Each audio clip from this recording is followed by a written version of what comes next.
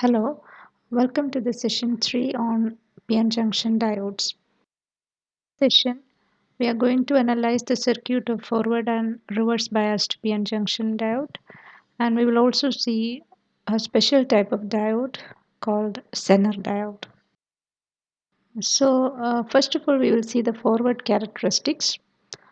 For that, I have shown these three diagrams. They show the first one shows the schematic diagram of a PN junction diode. You've got a P region and an N region, and the two leads which are coming out of those two regions are marked as A and K. They just stand for anode and cathode. That is drawn below the middle diagram is a symbol of PN junction diode. You've got the P region, which is indicated by an arrow towards the right or towards the N region, and the vertical line indicates the N region. So this arrow in the case of PN junction diode symbol is the direction in which the conventional current will flow, which means the direction of movement of holes. The holes will move when the PN junction is conducting. The holes will move from P region to N region. So that is the meaning of this arrow. And the third diagram is actually the appearance of, or it's not the symbol, it is a schematic diagram of Zener diode. So in order to see the forward characteristics means it is a graph which shows the behavior of this PN junction diode when we apply forward bias, which means how much is the current flowing through the diode for a given value of forward voltage. So for that you will have to apply forward bias. You have to keep on increasing the forward voltage and measure the corresponding current, and then you draw a graph of current versus voltage. Current is the dependent parameter and voltage is the independent parameter. So for that you have to first of all set up the circuit, and we begin with the diode. I have shown this using this blue diagram. That is the symbol of the PN junction diode. You have got the P region, N region, and the two leads coming out of them. And then I place the battery then, because for the forward bias you have to connect the positive of the battery to the P region. So I have drawn the battery in such a way that the positive of the battery is near the P region.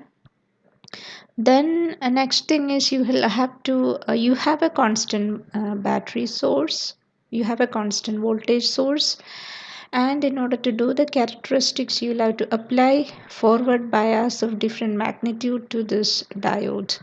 So given a constant voltage supply, how are you going to do this? You have to apply different voltages to the diode. So in order to do that, you will have to tap different values of voltage from the constant power supply, and you know that in order to do that we can make use of the rheostat. So this is the rheostat. I have drawn it here, and rheostat, let me see if I have another picture. Okay, I will explain the rheostat a little bit later. So I will complete the circuit first. You have got the rheostat. It has got three terminals, and the battery, positive and negative of the battery, is connected to the two ends of the rheostat, which is actually placed at the bottom of the rheostat on either side. Then from one end, that means near the or from the end to which you have connected the negative of the battery, from that end you will have to connect to the negative of the diode, and along that path you have to place the milliammeter. And you have to be careful about the way in which you will connect the two leads of the milliammeter. There is a positive and a negative, and for forward bias this is how you are doing it. You have got the PN junction diode which is placed like this, P region, N region. Then when you connect to the milliammeter, it should be like P region, N region, positive, negative of the milliammeter. So it is like a series connection to a battery. P region, N region, then positive of the milliammeter and negative of the milliammeter. So that is the way you'll have to connect if it is forward biased. Then you have to measure the forward voltage appearing across the diode, and for that you keep a voltmeter, and the polarity of the voltmeter should be like this. P region should be connected to the positive and N region should be connected to the negative. Then you have got the third terminal in the rheostat. It is actually a variable point, and that is shown using this arrow, that is connected to the P region of the semiconductor diode. So when you want to do the study the forward characteristics of ordinary diodes which are available in your lab, this is the circuit diagram, and this is actually not complete. If you want to make it complete, you will have to specify the values of voltage. Whenever you have got an electrical circuit, you'll have to be careful about this point. You draw the circuit properly first of all, then it will be complete only if you specify the voltage of any battery that you are using in the circuit. Then the measuring instruments, for example, here you got a voltmeter and a ammeter. So you'll have to specify the range of those measuring instruments. So that is that you will have to mark right inside your circuit diagram. So here I have shown it separately. For the forward characteristics, you will have to use a battery voltage of 2 volt, because it is sufficient for us to increase the voltage only up to 1.2 or 1.5 will be maximum. Then when the current can go up to 100 milliampere or even above that, but we will limit the current 200 milliampere by adjusting the voltage suitably. So the range of the milliammeter that you have to use as maximum is 100 milliampere. So you'll have to write below this ammeter symbol in your circuit diagram. You'll have to write 0 to 100 milliampere. Similarly, for the voltmeter, your battery is giving you 2 volts. So using the rheostat, the maximum that you can take from the battery is obviously 2 volts. So your voltmeter should read between 0 to 2 volts. So that will complete your circuit. I just would like to show you how this rheostat will look like. Maybe you are familiar with it. You have got the devices like this. There are A, D, C, B. These are many. These are several terminals in the rheostat. So you have a cylindrical structure over here on which you have got a coil, very long coil, which is wound round. A coil like this shown below. So the points A and B, which are the two bottom terminals of the rheostat, are actually the two ends of this coil. So when you have a battery, so this is, I have shown a battery eliminator here, which we normally use for this kind of an experiment. It has got a positive and a negative. So the first thing, when you want to use rheostat for voltage division, the first thing that you have to do is the positive and negative of the battery should be connected to A and B, right, like this, A and B. So that means you are applying whatever voltage that you select here. See here, there is a knob which you can turn, and there is a curve on which it is marked 2, 4, 6, 8, 10, 12, etc. That means by adjusting that selector, voltage selector knob, you can select voltage. So whatever be the voltage, maximum voltage that is coming from this battery eliminator, that will be appearing across these 2 points A and B. Then you have got a movable point which is indicated by C. That so you have got a D is actually a bar over which you can move this metallic block, which is C. So when C is placed at various points along D, it will be touching different points of this coil. So correspondingly, your variable point, which in the previous diagram it was marked using an arrow, that will be connected to this E. This is the upper terminal is the variable point. So depending on where you place this block C, the voltage appearing across E and B or E and A will be different. So that is the voltage that we vary by sliding C over D, and that variable voltage will be given to our diode.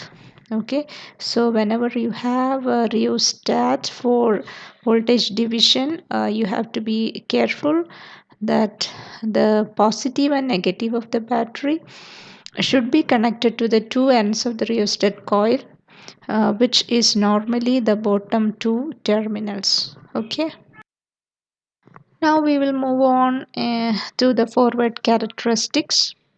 Here, uh, this graph, I have shown two graphs. The second one is actually a zoom out one.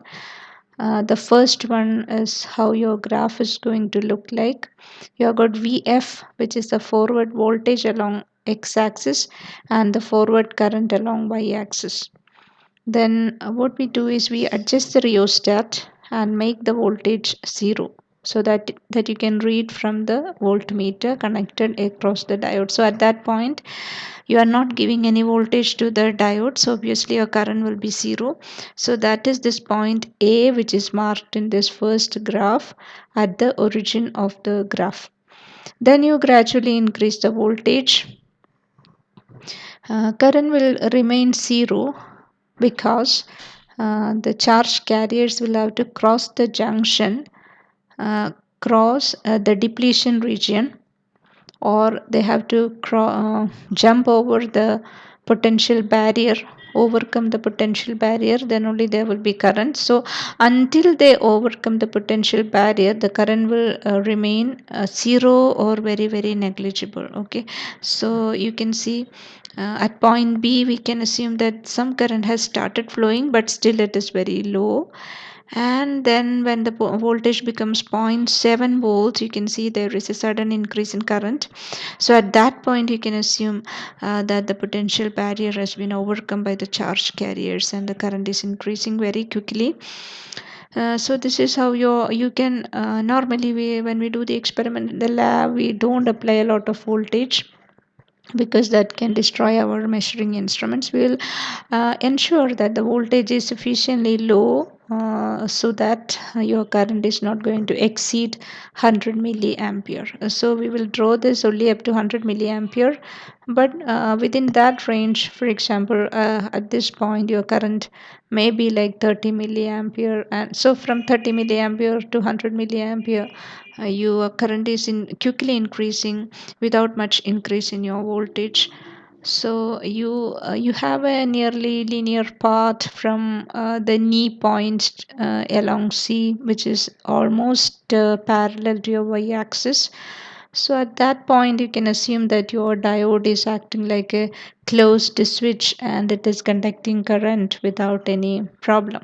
So that gives you the forward characteristics.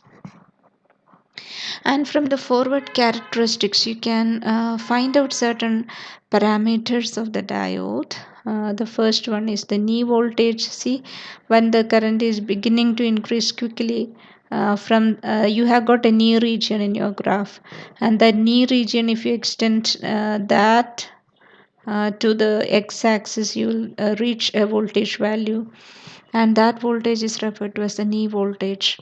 And that voltage is actually almost equal to your potential barrier. For the case of silicon diode, that is almost in the range 0.6 volts to 0.7 volt. So if you are given a diode and you don't know what type of diode it is, and if you do this experiment and find out the knee voltage, and if you are getting it to be 0.6 or 0.7, you can conclude that the material of the diode is silicon. If it is germanium, you will get that value to be 0.3 or 0.4. Okay. So I have shown this diagram. One part of the diagram is shown in an expanded manner, so that I can explain to you how we can use it to find out some other features, parameters of the diode. They are static resistance and dynamic resistance.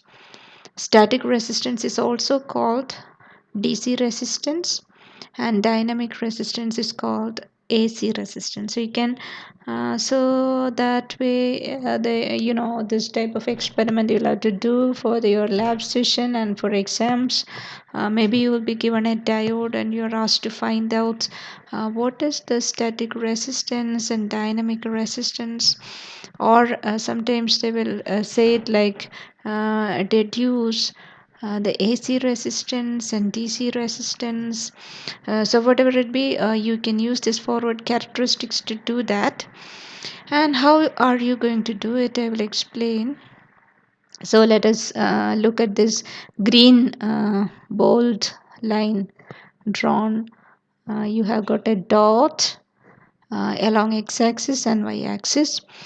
So if you are asked to find out the static resistance of the diode or DC resistance of the diode corresponding to a particular value of voltage. For example, suppose you are asked to find out the static resistance corresponding to zero point 0.4 volt, let us say 0.4 volt. Then what you have to do is along x-axis you locate the 0.4 volt. Let it be this green dot which is marked along the x-axis.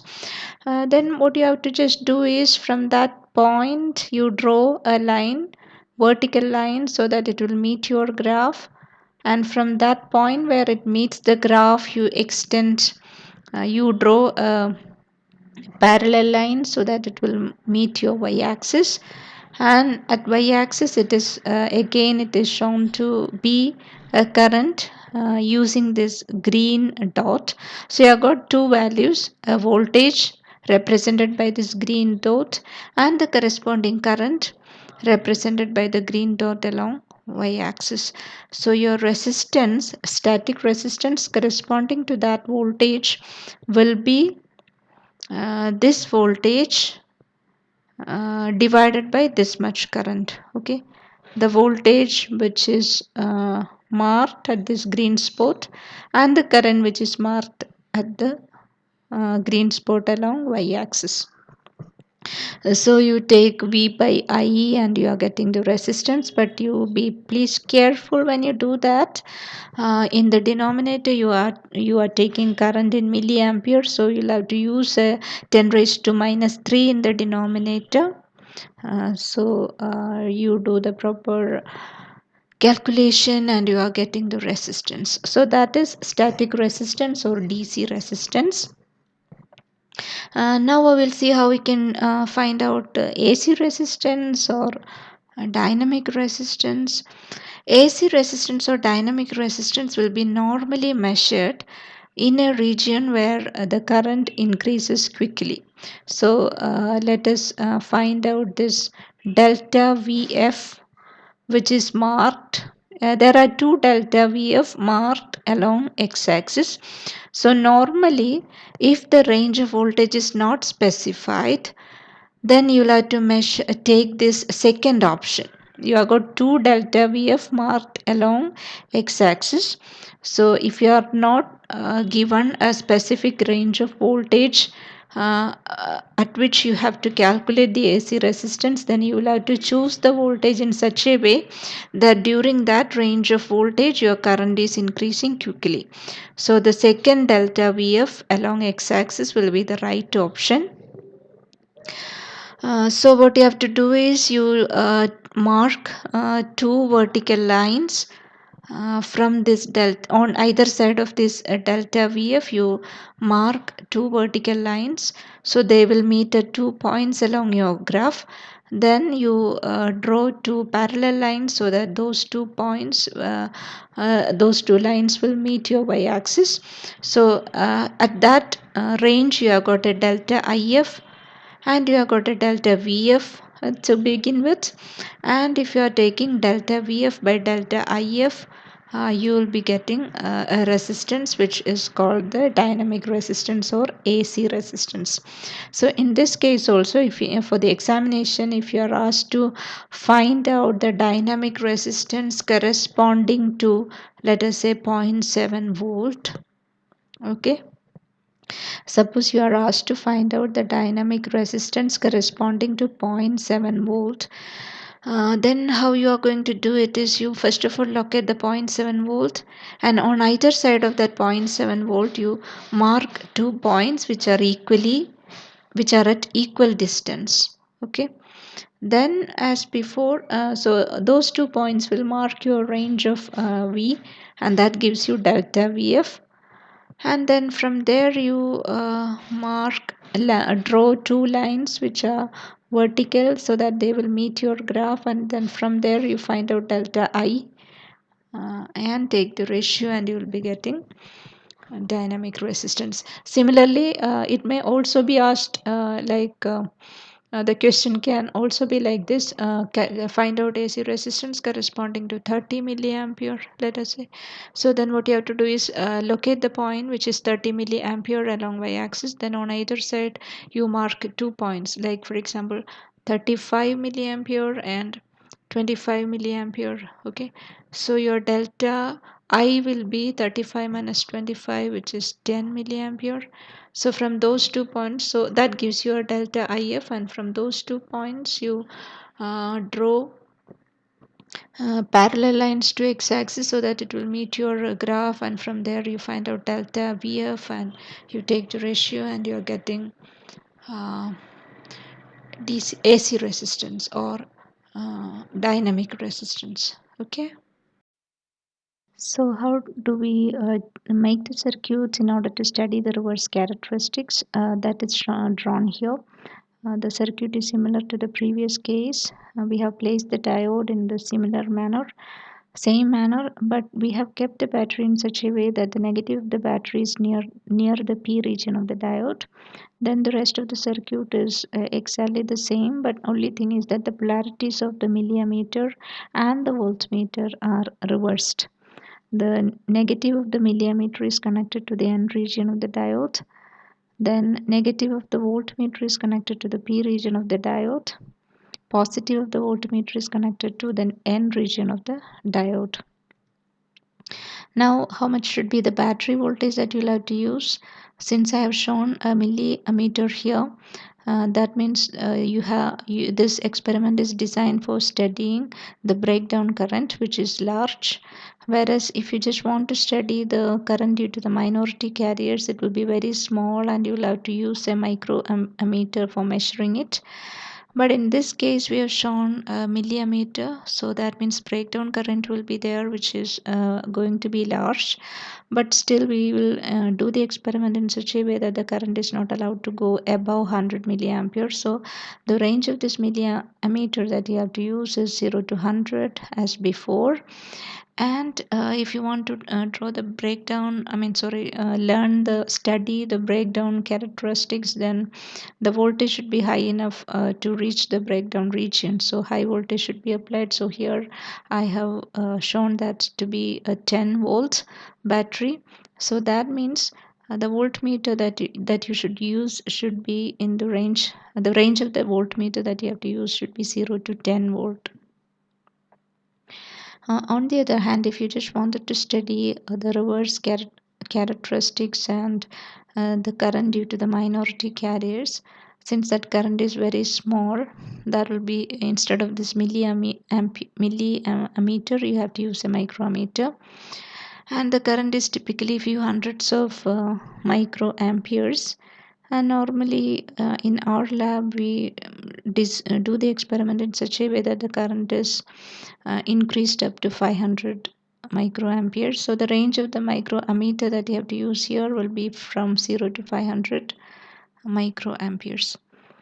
Okay, so the reason why this minority current is very small is due to the fact that it is due to the flow of minority charge carriers. For example, electrons in P region and holes in the N region. And what is the reason for the occurrence of the minority carriers is one reason is the defect which is present in the crystal. The defect can dislocate electrons from the bone, then it will go to the conduction band, and then we will have a pair of electrons in holes. So that kind of defect is occurring in the material during the manufacture. So once when you have a diode, you don't have any control over the defects inside the crystal. So that means the number of minority carriers present is something which is beyond our control normally if it is due to defect. But there is one more reason, like for example, the place where you do the experiment, if it is generating a lot of heat, then the material can absorb that heat and the outer electrons can escape and it can go to the conduction band and it will make an electron hole pair. So that means due to the temperature also there will be thermally generated charge carriers. So that is the way in which these minority carriers are present in the semiconductor. But whatever it be, the number of these charge carriers are fixed and it will be very small in number. So when they begin to flow, that will make a constant current, which means even if you once if the maximum possible once when all these minority carriers begin to flow, it will make a maximum possible reverse current. And beyond that, even if you increase the voltage, that current will not increase, the current will remain saturated. So the maximum possible reverse current due to the flow of minority carriers is referred to as the reverse saturation current, and it is of the order of few hundreds of microamperes. But if you reach the voltage, if the reverse voltage goes beyond the breakdown region, then there will be more and more charge carriers generated.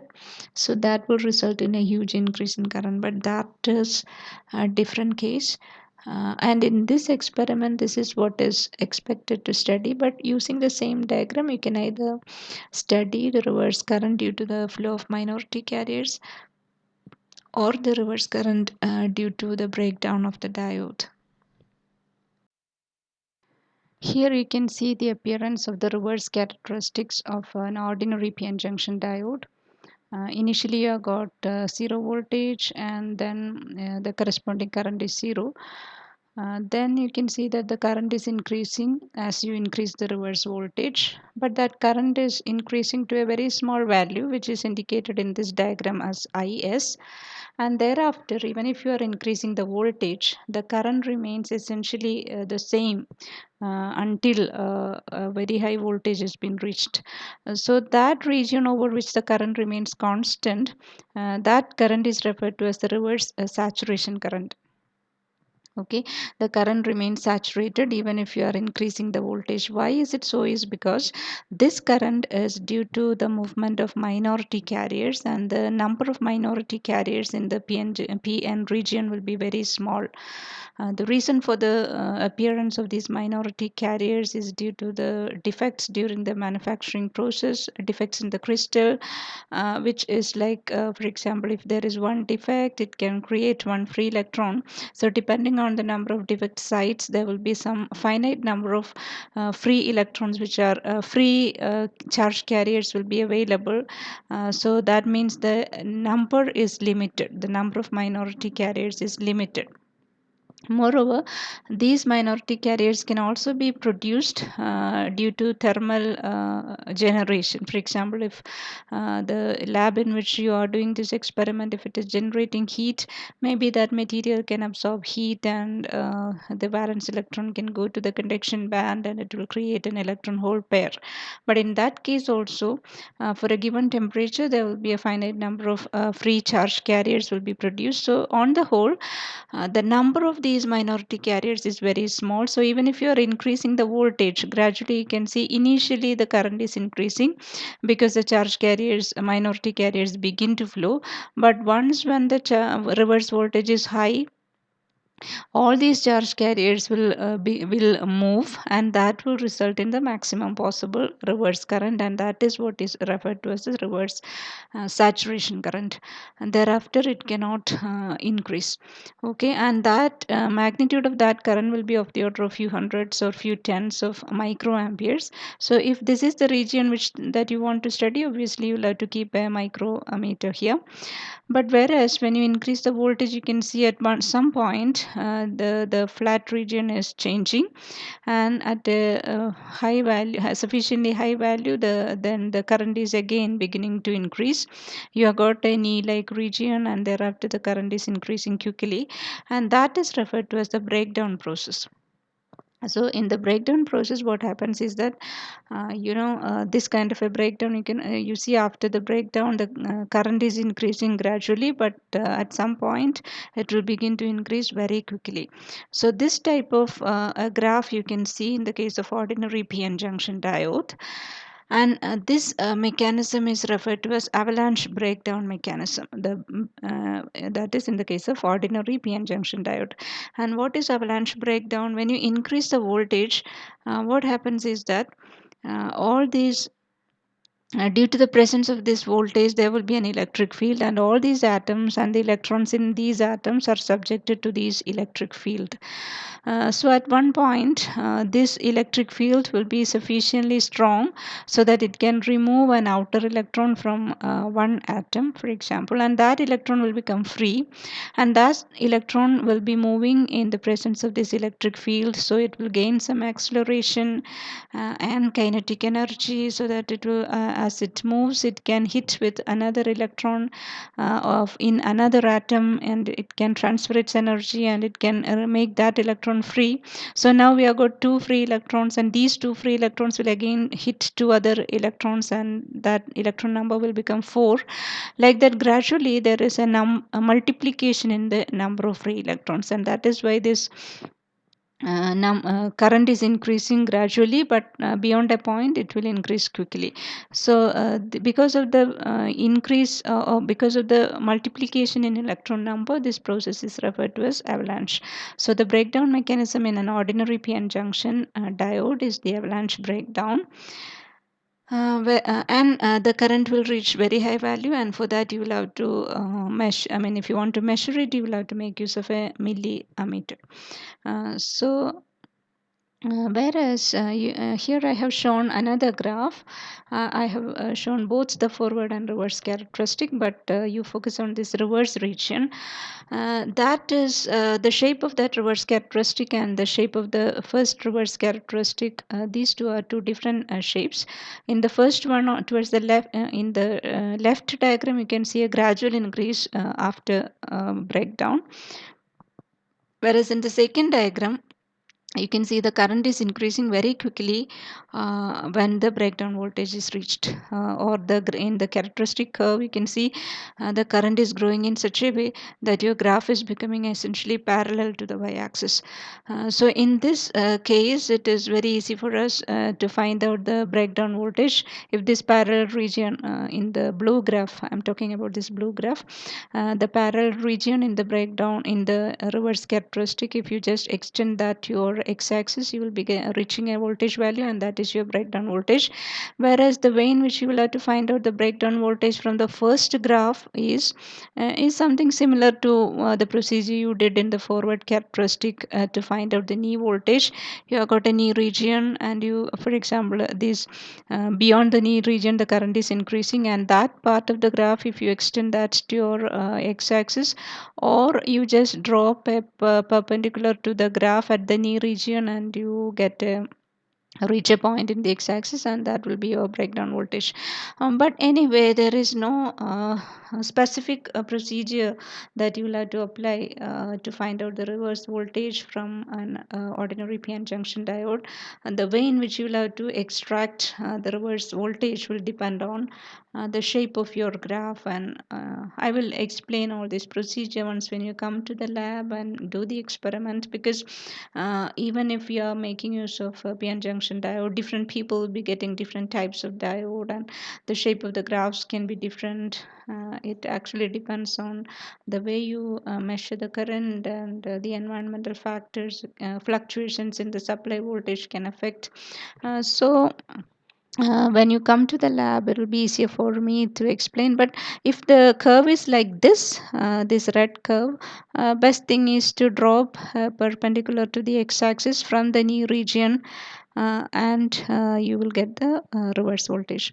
And the right graph is important for us. It is the reverse characteristics of a special type of a diode which we want to discuss today, and it is called the Zener diode. And you can see the breakdown voltage is very sharp. So Zener is a special type of diode which is characterized by a sharp breakdown region or a sharp breakdown voltage.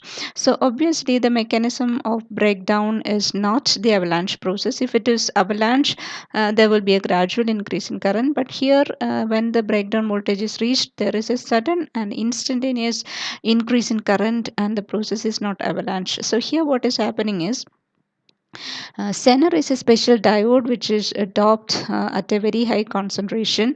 Doping concentration is very high. So that means the number of charge carriers present in the P region and N region, they are very high.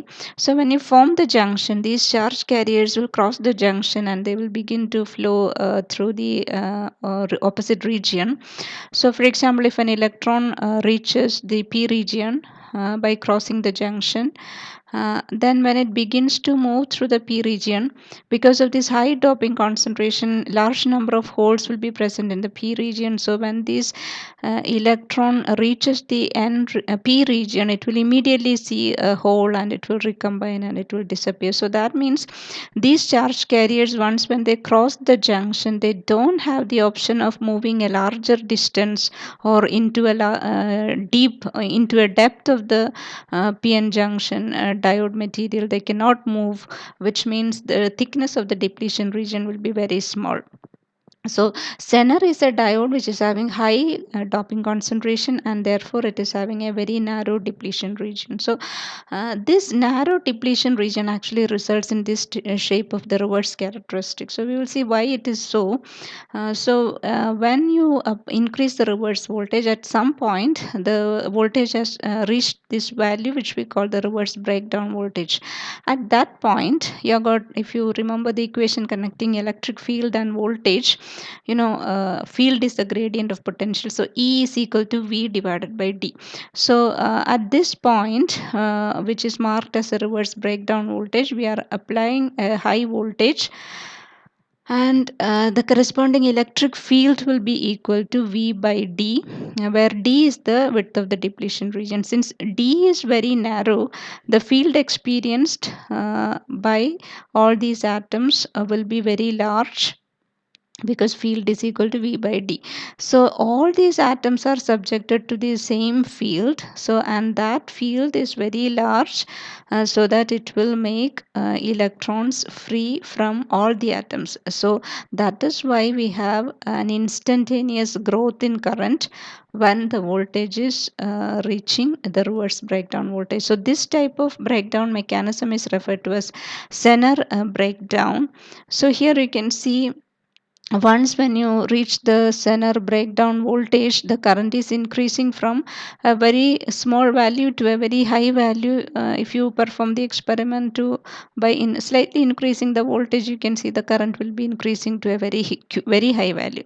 So that means when the Zener is in the breakdown region, it can maintain constant voltage across it. You see, even if the current is varying from a very small value to a very high value through the Zener, it will be capable of maintaining constant voltage across its terminals if it is in the breakdown region. So that is the special feature of the Zener diode which we will use in order to make voltage regulator. So if the Zener diode is in the breakdown region, it is capable of maintaining constant voltage across it no matter what be the change in current. Okay. So that is what I am trying to explain. So here it is just you have got the two characteristics which is plotted one over the other. You have got a gradually increasing current and you have got a sudden increasing current, and the first one, gradual increase in current, is the characteristic of ordinary diode, whereas sharp breakdown is the characteristics of Zener diode. Okay. So I explained all these earlier. Now we will see how we can make use of Zener diode in voltage regulators. There is a small change in the symbol of the Zener diode. If it is Zener, the negative part is drawn to be like an S symbol or like a mirror image of Z symbol. And the lower one is the photograph of Zener diode, whereas on the right side you can see the ordinary diode symbol and the photograph of an ordinary diode.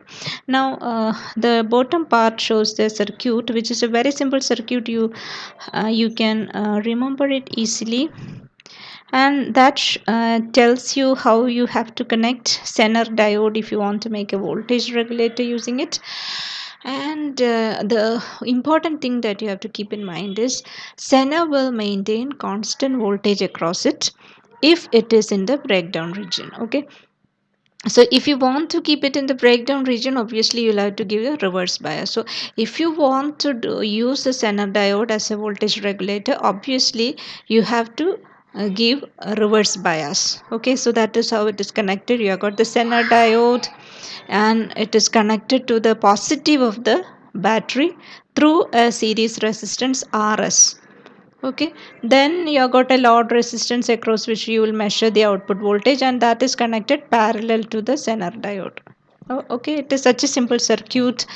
You have a Zener diode and you have got a voltage source which is varying. This slanting arrow shows that the voltage is varying, which is referred to as unregulated input voltage. It is connected through series resistance to the Zener diode to reverse bias it. And once when this input voltage is more than the breakdown voltage, the Zener will enter the breakdown region, and thereafter it will maintain constant voltage across it, and that is referred to as the Zener voltage Vz.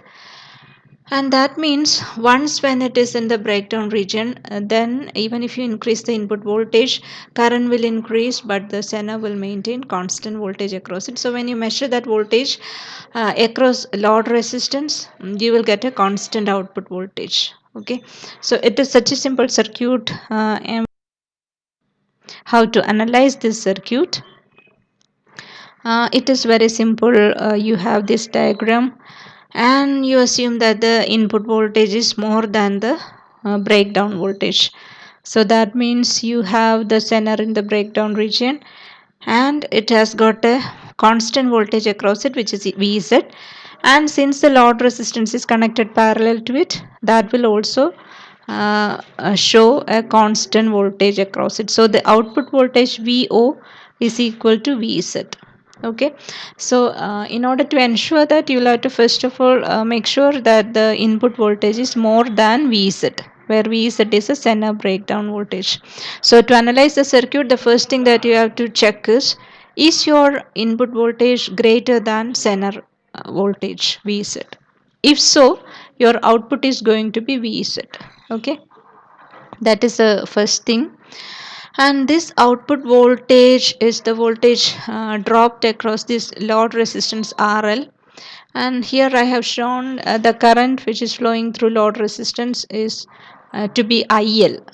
So obviously the voltage across RL will be equal to IL into RL. So that is written here. VO is equal to VZ equal to IL into RL. Then you have a series resistance here. See, you have got a VIN, which is the input voltage, and VO, the output voltage. So the difference between these two voltages, so that means once if it is in the breakdown region, thereafter even if you increase the input voltage, there is no change in output voltage. So the whatever increase is there will be dropped across the series resistance. So you can say the voltage appearing across the series resistor, I have written it to be Vs here, that is equal to the difference between the input voltage and the output voltage. And if Is is the current flowing through it, which is actually the source current, then that voltage is equal to Is into Rs. Okay, so that is how we analyze the circuit. So that way we'll be able to find out the output voltage and the voltage dropped across the series resistance. And if you want to find out how much is the magnitude of each of these currents, you can see the source which is the input voltage is generating a current which is equal to Is. So Is is flowing through Rs, and at the junction which I have marked as 1, at that junction some current is flowing through the center which is Is, and the remaining portion is flowing through the load resistance which is IL. So if you apply the Kirchhoff's current law here, you can say Is is equal to Iz plus IL. So these are the only equations that you'll have to remember to analyze and to design a voltage regulator using Zener diode. Okay, so here I have shown an example, problem 1. So in the above circuits, let the Zener voltage be 8 volt, which means the Zener breakdown voltage is 8. Input voltage should be more than or equal to 8 volt in order to bring Zener into the breakdown region. And the battery voltage is 12. So that means obviously the Zener is in the breakdown region. The load resistance is given 1 kilo ohm. Series resistance is given. It is normally a small resistance. It is given as 200 ohm, and you are asked to find out output voltage, Zener current, load current, and source current. Okay, this type of questions you can expect for the examination. So how are we going to do it? First thing that you'll have to check is whether Zener is in the breakdown region. Yes, because you have got 12 volt input and breakdown voltage is only 8. So obviously your Zener is in the breakdown region. So the voltage across the Zener will be 8 volt, and that will be the same as the voltage across the load resistance. So the output voltage is equal to 8 volt. Okay, that is the first question. Then you have to find out all the three currents: Zener current, load current, and source current. How are we going to do it? First thing you can evaluate the load current, because you have got VO is equal to 8 volts, which is equal to IL into RL. Okay, and the voltage across RL is 8 volt, that is equal to IL into RL, and you know RL, so you can find out IL. Then what you can do is evaluate Is, because the voltage drop across the series resistance is input voltage minus output voltage, so that is 12 minus 8. 4 volt will be dropping across this series resistance, and that is equal to Is into Rs. Rs we know it is 200 ohms, so you can immediately calculate Is. Okay, so now we have Is and IL, and the third one is can be evaluated from this Kirchhoff's law, current law, which is Is is equal to Iz plus IL. So if you find out Is minus IL, you will get Iz. So these are the answers. Output voltage is equal to 8 volt. IL is equal to 8 milliampere. Iz is equal to 12 milliampere. Before that, Is is equal to 20 milliampere, IL is equal to 8 milliampere, and Iz is equal to 12 milliampere.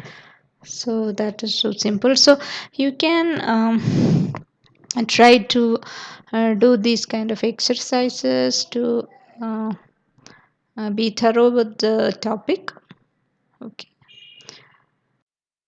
So to sum up this session, we have analyzed the forward characteristics and reverse characteristics of Zener diode. From the forward characteristics, you can find out the knee voltage and static and dynamic resistance of the diode. From the reverse characteristic, we can measure the saturation current, reverse resistance, and breakdown voltage. Reverse resistant I didn't mention during the description, but when given voltage, reverse voltage is given, you find out the corresponding current from the graph, and you take VR by IR, and that will give you the reverse resistance. Then Zener is a special type of diode with a sharp breakdown region, and that is due to heavy doping. And we have also compared the two types of breakdown mechanisms in ordinary diode and Zener diode. Ordinary diode undergoes avalanche breakdown, and Zener diode undergoes a Zener breakdown. And Zener diode, since it is having a sharp breakdown region, it will maintain constant voltage across it, and that is useful in constructing regulated power supply. Coming up in session 4, we will analyze the voltage rectifiers, half wave rectifier and full wave rectifier. Two types of full wave rectifiers: center tap full wave rectifier and bridge rectifier. Okay.